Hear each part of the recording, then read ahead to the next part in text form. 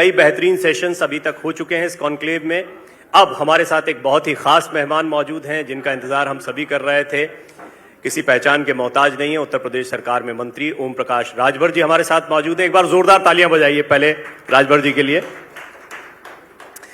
मैं राजभर जी को आमंत्रित करना चाहूंगा, साथ ही साथ भारत एक्सप्रेस के सीएमडी उपेंद्र राय जी को आमंत्रित करना चाहूंगा कि वो मंच पर माननीय मंत्री जी को लेकर आएं। मेरे सहयोगी पवन को भी मैं आमंत्रित करना चाहूंगा, वो इस सेशन में मेरे सहयोगी होंगे।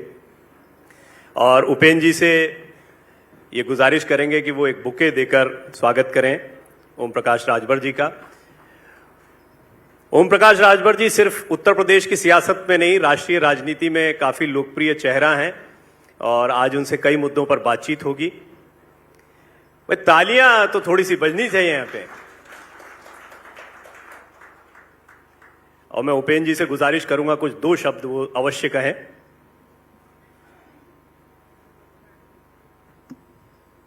कहा जाता है, वैसे माननीय ओम प्रकाश राजभर जी और हम दोनों एक ही जनपद से आते हैं, गाजीपुर से। और जब मैंने आपको आमंत्रित किया तो मैंने कहा कि ये चैनल तो आपका ही है, क्योंकि गाजीपुर का होने के नाते इस पे मेरा भी हक है, आपका भी हक है। ओम प्रकाश जी के बारे में मैंने जब से देखा है और संचार माध्यमों के जरिए सुना है, समझा है। हम लोग भोजन कर रहे थे तो मैंने एक बात कहा, मैंने कहा कि आप जैसी आवाज़ों का भारतीय राजनीति में जिंदा रहना बड़ा जरूरी है।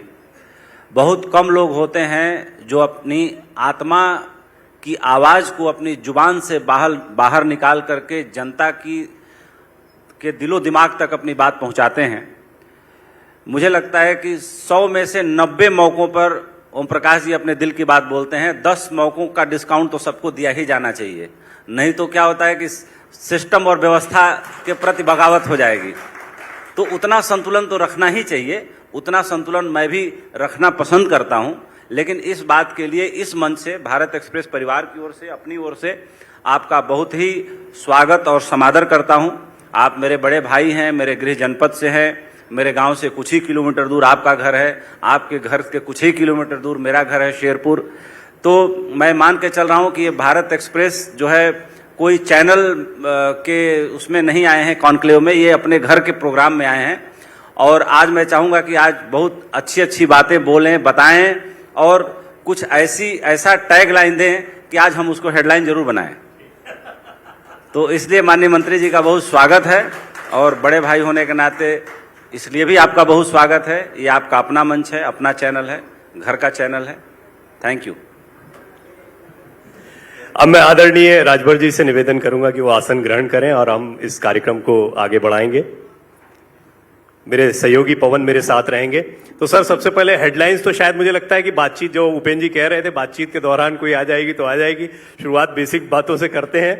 तो इलाहाबाद में या अब प्रयागराज, जो हम पहले इस नाम से जानते थे इसको, प्रयाग को अभी हम देखते हैं बहुत बदल चुका है। प्रयाग को लेकर कई काम किए गए हैं। आपकी भूमिका किन किन क्षेत्रों में विशेष रही, या क्या आपको लगा कि आप ऐसा कह सकते कि हाँ, महाकुंभ में मेरे ये सजेशंस थे या ये चीजें मैं चाहता था जो हो गई इम्प्लीमेंट? देखिए, आपने जिक्र किया प्रयागराज महाकुंभ का,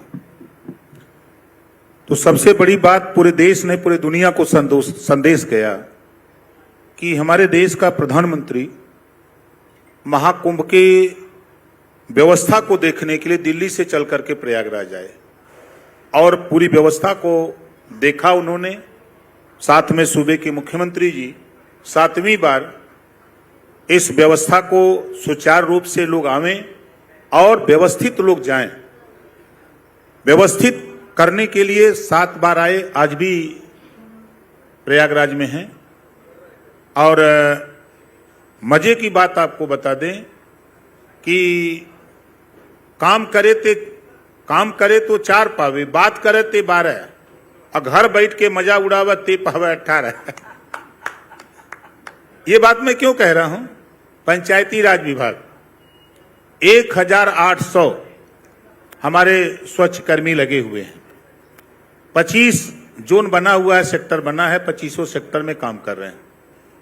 और काम ही नहीं कर रहे हैं, लोगों को सुझाव भी दे रहे हैं, लोगों को सलाह भी दे रहे हैं कि स्वच्छता क्या है।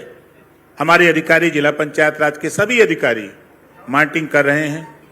अब असली काम साफ सफाई का तो हमारा विभाग कर रहा है कि लोग इतनी बड़ी 50 करोड़ की संख्या में लोग आ रहे हैं, वहां गंदगी ना हो, साफ सफाई रहे, उसमें पूरी ताकत के साथ हमारा विभाग लगा हुआ है। लेकिन हम लोग दिख नहीं रहे थे।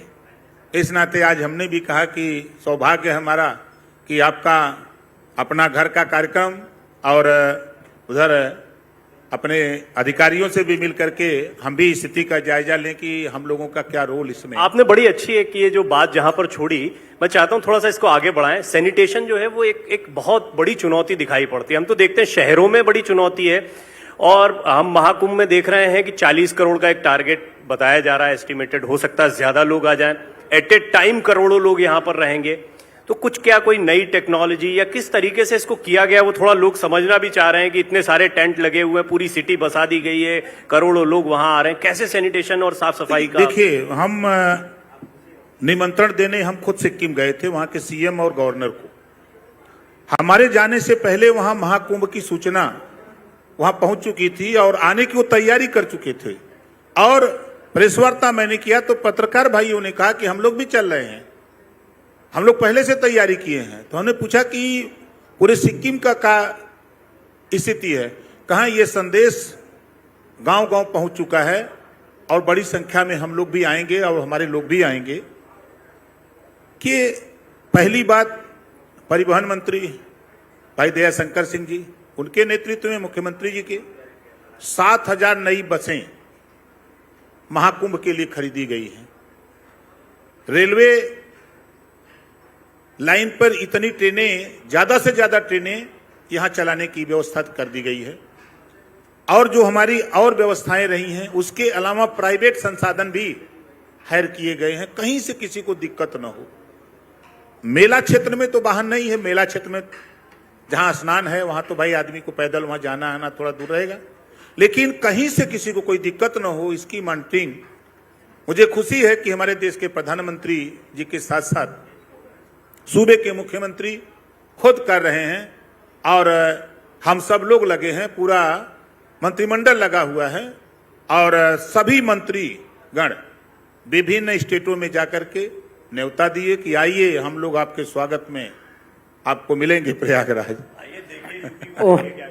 मंत्री जी, बेबाक राय के लिए आप जाने जाते हैं, आपके सहयोगी रहे, कभी आप उनके साथ रहे, वो लगातार सवाल खड़े कर रहे हैं माननीय अखिलेश जी, और खास तौर से आप लोगों के आमंत्रण को लेकर के आप लोग कहें कि उन्होंने भी कुंभ कराया, लोग आए, स्नान किए, लेकिन आप लोग कुछ ज्यादा जो है इसको शोकेस बनाने का प्रयास कर रहे हैं।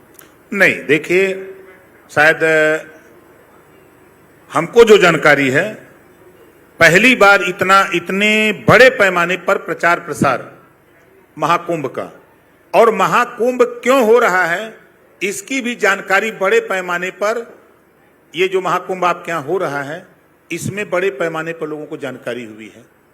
ये शायद अखिलेश जी को नहीं पता, उनकी भी सरकार में महाकुंभ हुआ है और वो प्रदेश में ही सिमट करके रह गए, और आज महाकुंभ के बदौलत आज भारत में ही नहीं पूरे दुनिया में भारत की चर्चा हो रही है, महाकुंभ की चर्चा हो रही है। उनको दिख क्यों नहीं रहा है?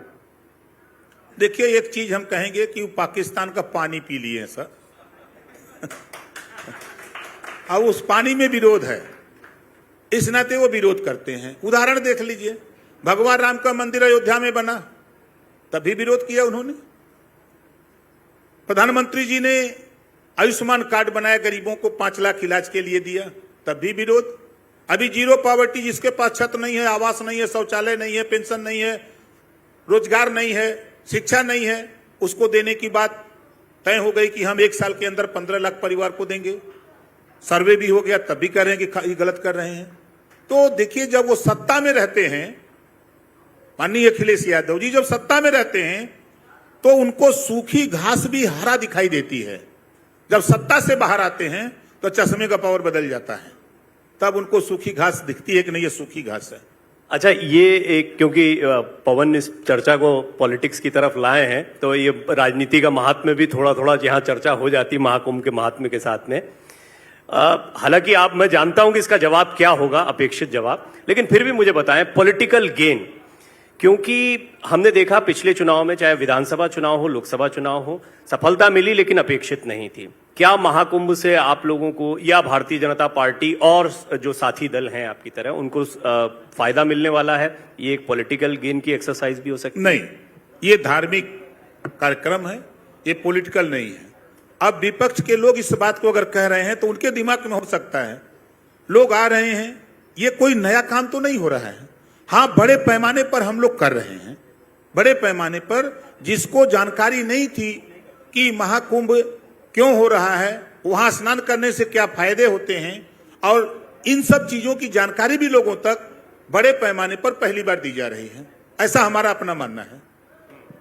मंत्री जी, एक सवाल क्योंकि केशव प्रसाद मौर्य जी से भी पूछा था, कुंभ क्षेत्र को लेकर के जो मौलाना लोग हैं खासतौर से और विपक्ष के लोग उनको बल दे रहे हैं, वक्फ की प्रॉपर्टी बता रहे हैं, उनके बता रहे हैं कि वो हमारा है और ये सरकार गलत कर रही है। शायद जो लोग कह रहे हैं उनको पता नहीं है, जब इस देश को गुलाम बनाने के लिए सैयद सलार मसूद गाजी पूरे देश को गुलाम बनाने के लिए जब आए, 585 राजा में कोई राजा टिक नहीं पाया, कोई हार गया, कोई मार गया, कोई शरण में चला गया। महाराजा सुहेलदेव राजभर, उन्होंने प्रमाण है नानपारा मैदान बहराइच में उस आत्ताई जुल्मी को वहीं मार दिया। आज भी गाजी मियाँ के नाम से मजार भी बनी है, महाराजा सुहेलदेव जी की भव्य और दिव्य मूर्ति भी वहां बनी है। 165 साल लगातार कोई भारत पे आंख नहीं दिखाया, तो कहां से हम वक्फ बोर्ड की जमीन आ गई? और वक्फ बोर्ड की जमीन ये मोदी जी का राज है, योगी जी का राज है, कानून का राज है। कानून के दायरे में 1359 फसली में अगर आपका है तो आपको देंगे, नहीं है तो नहीं देंगे, सीधी सी बात। और वक्फ बोर्ड की जमीनों पर मुसलमानों के साथ मुसलमान धोखा कर रहा है।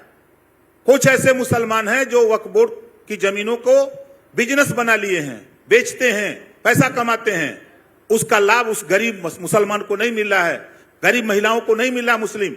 इस नाते वक्फ बोर्ड की जमीन में कानून में संशोधन हो रहा है कि जो लुटेरे लोग पैदा हो गए हैं मुसलमानों में, मुसलमानों को लूटते हैं, उनसे निजात दिलाने के लिए कानून लाया जा रहा है। इस नाते ये दिक्कत हो रही है इन लोगों को कि ये कानून क्यों ला रहे हैं, ऐसा नहीं होना चाहिए। लूटते रहे, हम देखते रहे तो हम तो देखेंगे नहीं, हम तो कानून वाले हैं ना, हम तो कानून काम करेंगे, कानून से। अच्छा राजभर जी, अभी क्योंकि ये मंच और ये विषय और जो अभी स्थिति है जिस विषय पर हम बात कर रहे हैं, उसमें ये चर्चा बहुत गहरी जा सकती है, लेकिन फिर भी कई मुस्लिम आपको सुन रहे होंगे इस वक्त, जिनको मैं कहूंगा मुस्लिम श्रद्धालु आपको सुन रहे होंगे। उनको कैसे इस कुंभ से आप जोड़? मैंने देखा कि सिखों की तरफ से कई धर्मगुरु आए हैं, यूनिटी की बात, प्रधानमंत्री मोदी की कई टैगलाइंस है जिसमें उन्होंने एकता की बात कही है। इस कुंभ को लेकर, महाकुंभ के लिए कई टैगलाइंस बनाई हैं। मुस्लिम लोगों को आप क्या कहना चाहेंगे? हम देखिए, संविधान के दायरे में किसी को कहीं रोक नहीं है। अभी आपने देखा हमारे देश के प्रधानमंत्री जी अजमेर शरीफ में चादर चढ़ाने के लिए भिजवाया। उससे सीख लेना चाहिए कि हमारे देश का प्रधानमंत्री हमारे धर्म को मानता है, हमारे मजहब के हिसाब से वहां चादर चढ़वाया।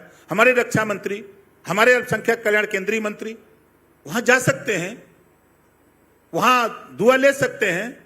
तो आप यहां नहा करके क्यों नहीं दुआ ले सकते हो भाई? आमंत्रित किया है? बिल्कुल आमंत्रित। मैं तो कहता हूं, खुली बात कहता हूं कि नफरत छोड़ो। अगर आप मोहम्मद साहब को मानते हो तो मोहम्मद साहब ने कहा है भाईचारा मिल्लत पैदा करो, और उनका साथ छोड़ो जो आपको नफरत सिखाते हैं, जो आपको नफरत सिखाते हैं, दूर भगाते हैं। ये भारतीय जनता पार्टी एनडीए सरकार जो देश और प्रदेश में है, ये नफरत नहीं।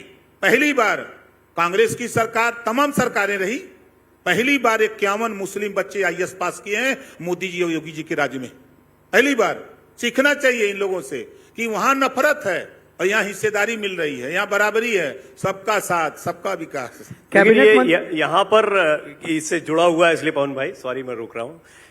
अभी कई लोग जो हैं वो मस्जिदों में मंदिर खोज रहे हैं और इसको लेकर टिप्पणी भी हुई भागवत साहब की। तो एक ऐसा भी दौर चल रहा है, अजमेर शरीफ पर चादर भेजी गई, लेकिन उससे पहले अजमेर शरीफ को लेकर आपने देखा किस तरह से याचिकाएं भी डाली गई हैं कि तो पहले मंदिर हुआ। देखिए, ये विविधताओं का देश है, अलग अलग सोच सबकी है, लेकिन जो देश के प्रधानमंत्री जी की सोच है, उस सोच में सबको साथ लेकर के 140 करोड़ आबादी, चाहे वो किसी जाति धर्म के हों, सबको साथ लेकर के चल रहे हैं।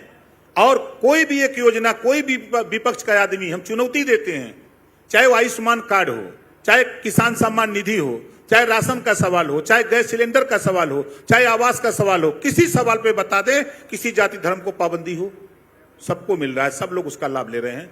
ये विपक्ष के लोग खाली वोट बदे चिल्ला रहे हैं कि मुसलमान भाई हमारा साथ न छोड़ दें। इस नाते उनको सीखना चाहिए, कुंदरकी में मुसलमानों ने भाजपा को वोट दे करके जिता दिया प्रत्याशी को। इस नाते वो सब बहुत परेशान है कि कहीं कुंदरकी का हाल पूरा देश में न हो जाए। मंत्री जी, अगर ओम प्रकाश राजभर को कहा जाए कि राहुल गांधी और अखिलेश यादव को कुंभ में स्नान के लिए बुलाने के लिए कहा जाए तो ओम प्रकाश राजभर कैसे बुलाएंगे? क्योंकि वो लोग तमाम सारी बातें कह रहे हैं, तो क्या स्नान आप कराने में सक्षम हैं उन लोगों को? देखिए, हमारे उत्तर प्रदेश के स्पीकर महोदय जी ने निमंत्रण सदन के अंदर दिया। उस समय विधायक थे, अपने पार्टी के विधायक दल के नेता थे माननीय अखिलेश यादव जी, और कांग्रेस के भी नेता थे। उन्होंने निमंत्रण दिया कि भाई सब लोग चलिए, भगवान राम का मंदिर में दर्शन किया जाए। कांग्रेस के लोग गए, लेकिन अखिलेश यादव जी और उनकी पार्टी के लोग नहीं गए। निमंत्रण मतलब ये रिकॉर्ड में है, विधानसभा की कार्रवाई में ये है, रिकॉर्ड में है, वहां कैसे इग्नोर कर सकते हैं? और निमंत्रण सबके यहां पहुंचा दिया गया है। कोई ये कहे कि हमारे यहां नहीं है, तो वो उसकी मानसिकता दूषित है। अपनी स्टाइल में अगर बुलावे कोई तो कैसे बुलाई बाप? अरे हम अगर मुख्यमंत्री जी का निर्देश हो जाए तो हम उनके घरे घुस के दे आई नहीं होता। बढ़िया।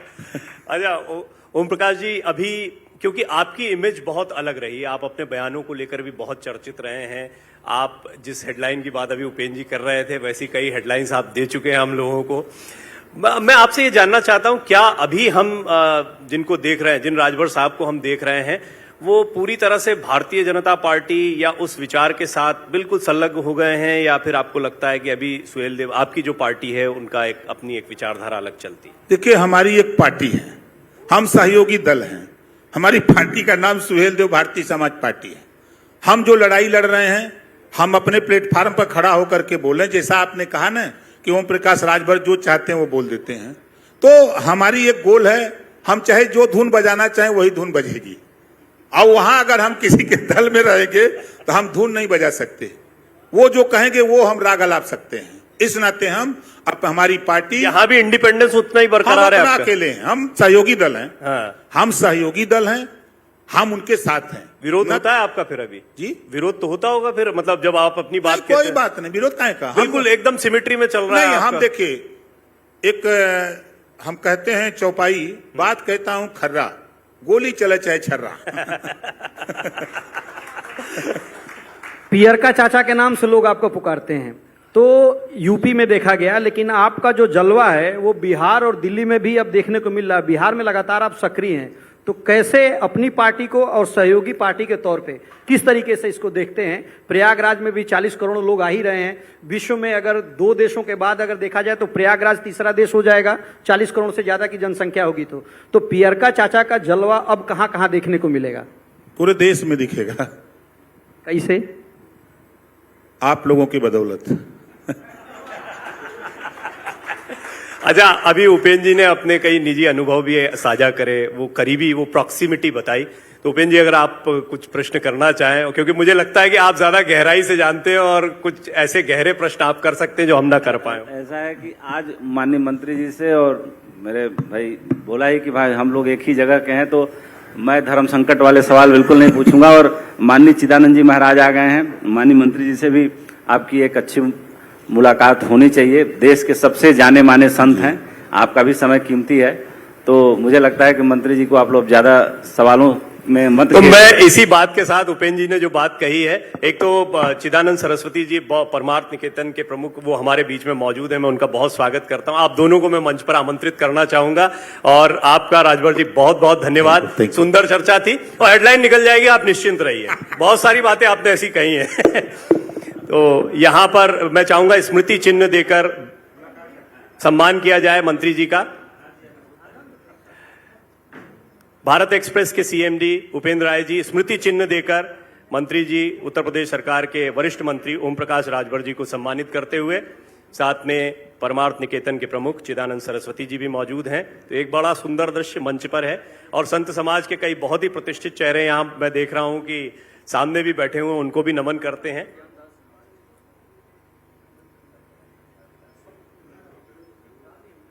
बहुत बहुत धन्यवाद ओम प्रकाश जी आपका। आप